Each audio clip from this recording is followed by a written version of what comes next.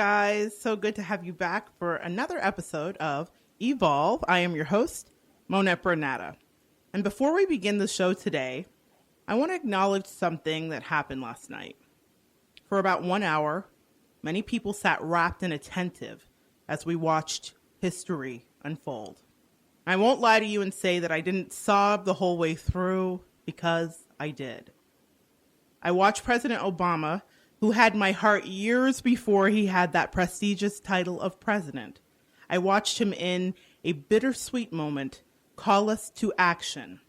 I saw the man who I first got to know in Dreams of My Father, his memoir, prior to his meteoric rise, in which he was very lyrical and unsentimental and compelling in that memoir. And last night, he slipped that same cloak on and rallied a nation that has been struggling to adjust to change. And I do not mean in a political sense. I mean in a human sense. We humans are sometimes slow to change. We don't like change even when we know that it's coming. And so, like the great father he is, he wrapped us in an orated embrace. He reminded us why we are great. He reminded us of our responsibilities as citizens to our democratic process. And he assured us that he would never be too far off, watching from a distance as we took steps into a new direction like any good father would. As a Black woman, the significance of his presidency will never be dulled or sullied by pundits who verbally spar or friends on Facebook with different opinions. Because as a minority woman and a first-generation American, Barack Obama is the physical embodiment of so many of the lessons that my mother taught me. Work hard. And please know, because you're Black, you'll be held to a higher standard. Monette, you can accomplish anything you set your mind to. Carry yourself with class and dignity at all times. In the face of obstacle or obstruction, you hold your head high and you keep working. Yes, you can, you will, and you must, my mother would say to me. Yes, mother, I can. Yes, Obama, yes, we can. I am so grateful to have lived in a time when this was possible and I was able to witness it. Obama also spoke about having a platform right where you are, which is something I'm really attached to and very fond of. Making a difference right where you are. My guest today has certainly heeded this call to action. He examined his life and decided to make a decision to change. And that choice he made is one that, though he didn't know it at the time, that simple moment when he said yes to himself, it would have ripple effects on the people he loved, co-workers, and even perfect strangers. His choice to feel the fear and do something anyway has been a catalyst in his life for amazing change. But he is so much more than that one moment and this one decision. He is a deep thinker. And as a bold Taurus son, Alan is a lover of music, art, and aesthetic. He has always been ahead of the curve, really, guys, in his life, from managing restaurants at 16 years old, when the rest of us were still figuring out our algebra homework, to being the first person in our small town to get his hands on an iconic work of pop culture art that was very taboo at the time. In his current incarnation, Alan is a loving partner. He is an entrepreneur, a health coach, though he would never refer to himself as that, folks, and I'll have to put that disclaimer out there. He would hate that. And he still finds time to nurture his love of aesthetics through his passion of photography, which, if I know Alan, he will soon transform into a thriving business. My conversations with this man have always been important. His ideas are grand. His reasoning is sound, and his advice will permeate your spirits today. And I know that because he has been the person with whom I have had the pleasure of bouncing my ideas and philosophies off of over the years. He has helped to sharpen my critical thinking skills, and quite frankly, he has helped me to evolve. And he does it with humor and insight that has always been beyond his years. I am so excited to introduce to you my friend first and my guest next, Alan. So good to have you today, Alan. My pleasure, Monette. Thank you for inviting me. Oh, I'm so excited to have this conversation. It's a Me conversation too. that definitely we've been thinking about and talking about. And it's an important conversation because this is the struggle of my life. And so I'm not going to keep our guests in suspense too much longer. I want to say this. I think that this journey that you've been on has been one that so many Americans can relate to. It's something that, as I just said, I've battled with and still do. And after years of yo-yo dieting and various tools, I want to know what brought you to this place where you decided to attempt the route that you went. And can you tell our guests and listeners what route you went? What did you do? Well, it was actually a series of events that led me to getting bariatric surgery. Okay. It was a series of fortunate events that led me, including some unfortunate events that led me to getting bariatric surgery, to change the way I looked, change the way I felt, change the energy that I pushed out into the world. I was almost 70 pounds. Okay. I had been very large for many, many years. In fact, I hadn't even, you know how sometimes when people will talk about, I just want to get back to me, right? I never had a template. I never had a back to me. I'd always been large my entire life. That's something I can completely relate to. I always hear people telling that story like, oh, I was the cheerleader and I was the athlete. I'm like, well, I was the band nerd who was still big. So I don't know what me is. So Yeah. Yeah. Well, we were band nerds together, so Word. I feel you on that. I feel you on that. I think, in all honesty, that it was a long time in the making because at first I was totally against any sort of bariatric surgery whatsoever. And just to clear stuff up, there's a few different types of surgeries, and the procedure that I received was the gastric sleeve, where they take out about 80 to 85% of your stomach. Okay. Your actual stomach, your physical stomach. They pull it out of your body, and they sew it up, and it's a restrictive surgery that pretty much it allows you, and this is in my opinion, 2.5, 3 years later, that it allows you to be able to hit the reset button on a life of bad food choices that I was making.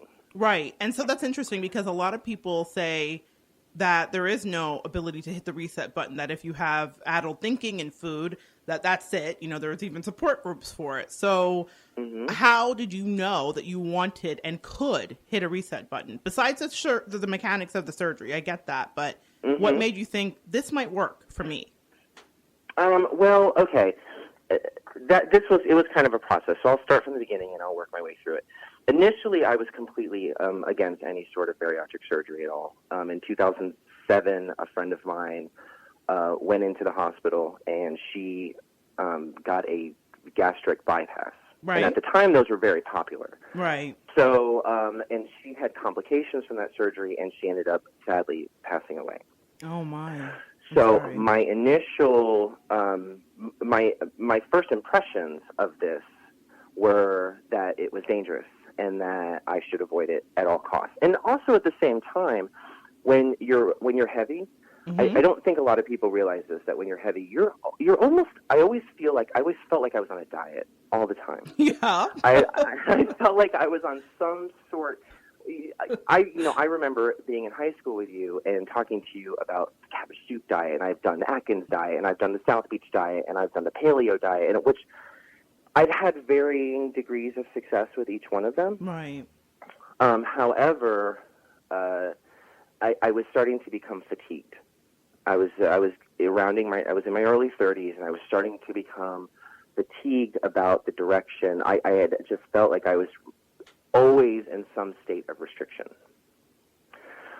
which, ironically enough, the surgery itself is its own form of restriction. But we'll get to that in just a moment. A total restriction. But so my first impression of that was not a good one. It was very negative, and so I was completely against it. And anytime somebody would even bring it up, I was like, no, that's not for me. I'm not sure. That's not what I want. I can do this. I got this. And eventually it became clear to me that I had no control over it whatsoever. I had no control over, I had control over the food that I was eating, but I didn't have any control over the emotional or the food addiction aspect of it. Right. Because a lot of people who are heavy, I mean, it's just it's simple fact that people are addicted to food in various ways. In various ways, yes. There is an adult state that I was mentioning where there's a compulsiveness that happens. In fact, just this morning I was reading something on Instagram, and it's a girl that I follow who does keto, and she said, I got into bad thinking patterns and habits last night, and I sat down on the couch and I ate Starburst. It's the first time I've cheated, and she's lost a ton of weight and she's been doing great and people follow her, but she said, it's the first time I've cheated and I just wanted to be honest. I'm fighting the cravings and et cetera, but I thought what was fascinating was the addictive state. Even though she'd conquered the keto and lost the weight, she still was struggling with that pack of Starburst. Like, I want to eat this to comfort myself for whatever reason, you know? Oh, yeah. I mean, listen, once you eat the fruit, Eve, you have a knowledge of, and this goes towards any sort of addiction. So once you have a knowledge of it, you live with it. You live with it forever. Kind of like an alcoholic. Once you're an alcoholic, you're always an alcoholic. You live with it for the rest of your life. Right. And it's something that you have to deal with. Now, a food addiction manifests itself in a couple different insidious ways, I think. Because it's one of the only addictions that you wear on your sleeve. Like, people can see it. People can see your addiction. I've said this my whole life, and insidious is the perfect word, Alan. Perfect. Yeah. So going back to how this began, and it's so funny how the universe works and how kind of it takes a little bit of time for God to kind of lift the veil off your eyes to show you a bigger picture. And I was at work in 2013. I was at work, and I had noticed a friend had come back, and I was in a training class with her. I work in a corporate environment, and I was in a training class with her, and she had been gone for a little while, and she came back, and she just looked amazing. And I didn't say anything at first, and eventually I did manage to talk to her, and I said, listen, I don't know what you're doing, but you look fantastic. You just have this glow about you, and you're just radiant. And she said, I don't tell a lot of people this, but I had bariatric surgery. And I was like, oh, really? She goes, have you ever heard of a gastric sleeve procedure? And she told me about it. And I said, no, I hadn't heard about it at all. It was still fairly new. And that was that. I didn't even think twice about getting it at that time. Cut to about 2 or 3 months after that, another coworker comes back to work. Now, here's the thing. Like, when you're out, I work in an environment where there's a lot of people, so it's very easy to miss somebody. It's very easy for somebody to be gone for a little while and then come back and be like, oh, I haven't seen you in a little while, and then catch up with them. However, she came back and she looked fantastic. And once the same thing, I pulled her aside. I said, I just want you to know you look wonderful. You look absolutely wonderful, and you're glowing. You could tell that it was just a shift of energy from the inside out, right? So she said, once again, just like the first one, I don't tell a lot of people this, but I ended up having gastric sleeve surgery. And it turns out that the two girls, completely separate from one another, went to the same doctor. When it happened the third time, that's when I started to take, and this time it was a guy. He had gone out, and he came back. And the same thing. Oh, my God, Eddie, you look great. You look fantastic.